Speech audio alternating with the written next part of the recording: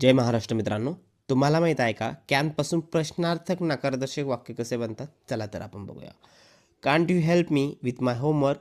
तू मला माझ्या गृहपाठात मदत करू शकत नाही का? Can't she speak English fluently? ती इंग्रजी बोलू शकत नाही का? Can't we go to the park today? आपण आज बागेत जाऊ शकत नाही का?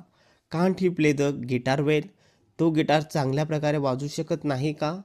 Can't they come to the party tomorrow? ते उद्या पार्टीला येऊ शकत नाही का? Can't I borrow your pen? मी तुझा पेन वापरू शकत नाही का? Can't you see the star at night? तू रात्री तारे पाहू शकत नाही का? Can't she run fast? ती वेगाने धावू शकत नाही का?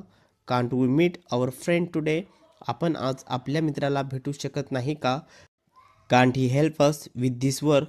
तो आपल्याला ह्या कामात मदत करू शकत नाहीस का? तर मित्रांनो, कांट म्हणजे कॅन प्लस नॉट. तर आपल्याला ह्या कॅनॉटचे प्रश्न अर्थक वाक्य कसे वाटले नक्की कमेंटमध्ये कळवा.